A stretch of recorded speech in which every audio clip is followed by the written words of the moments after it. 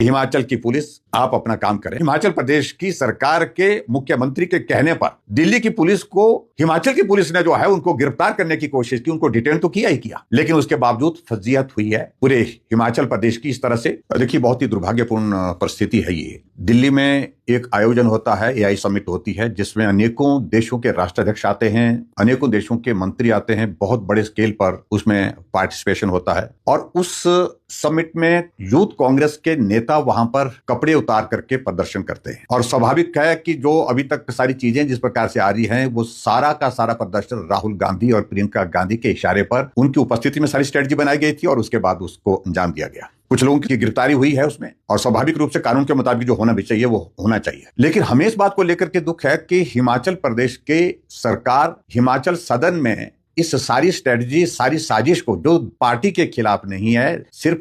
किसी व्यक्ति के खिलाफ नहीं है, पूरे देश के खिलाफ, उस साजिश में यूथ कांग्रेस के लोगों की शरण स्थली हिमाचल सदन बनी है। और मुख्यमंत्री स्वयं अपने आप वहां पर मौजूद होकर के वहां अपने आप उपस्थित थे उस दिन वहां पर, और वहीं वो लोग भी दूसरे कमरे में बैठ करके स्ट्रेटजी बना रहे थे। दिल्ली पुलिस ने वहां पर कार्रवाई करनी चाहिए, लेकिन उसमें दखल दिया गया। और हिमाचल सदन, दिल्ली की बात तो छोड़िए, अब तो यहां तक स्थिति आ गई कि हिमाचल प्रदेश सरकार के संरक्षण में, और बताया जा रहा है कि कांग्रेस पार्टी के एक नेता और एक चुने हुए प्रतिनिधि की गाड़ी में सरकारी अमले के साथ जो लोग उस सारी समिट को डिस्टर्ब करने के लिए, वहां पर प्रदर्शन करने के लिए वो यूथ कांग्रेस के लोग वहां पर आए थे और वहां से भागे, उनको हिमाचल प्रदेश में प्रवेश किया और हिमाचल प्रदेश में भी रोहडू में पहुंचाया, ताकि वहां पर उनको सरकारी संरक्षण जो है मेहमान नवाजी के साथ वह पूरा दिया जा सके। आज जो जानकारी हमको मिली कि दिल्ली पुलिस उन लोगों के खिलाफ वारंट लेकर के कार्रवाई करने के लिए वहां पर पहुंची, उन लोगों को रोहडू से गिरफ्तार किया। गिरफ्तार करने के बाद दिल्ली वापस लेकर के जा रहे थे, लेकिन सोलन के आगे धर्मपुर के पास हिमाचल पुलिस ने रास्ता रोक करके, सड़क रोक करके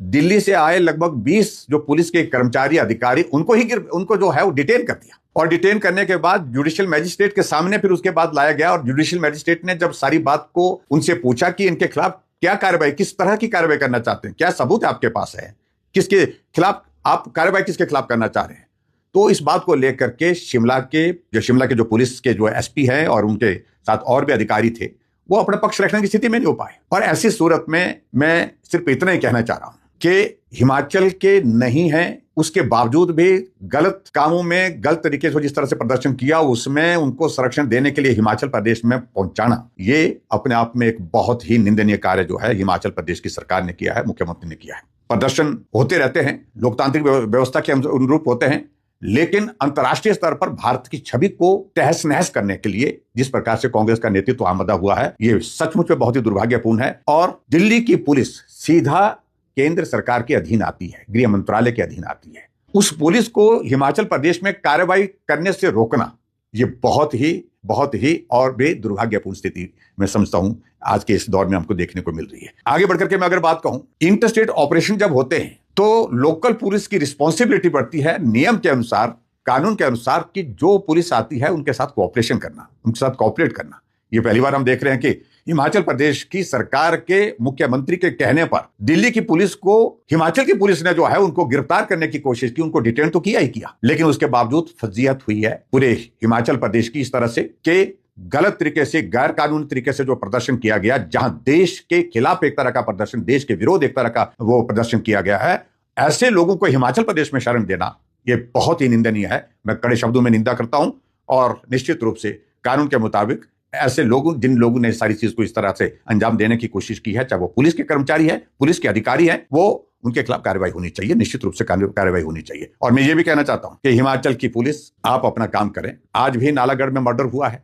आज कांगड़ा की भी एक घटना और मिली है एक महिला के बारे में। इतनी सारी कानून व्यवस्था की यहां पर सारी चीजें जो है वो धज्जियां उड़ गई है हिमाचल प्रदेश में, और उसके बावजूद आप इन नेताओं के, कांग्रेस के नेताओं के इशारे पर जिस प्रकार से नाच रहे हैं, ये नाचना बंद कर दे, ये मैं बड़ा साफ शब्दों में कहना चाहता हूं।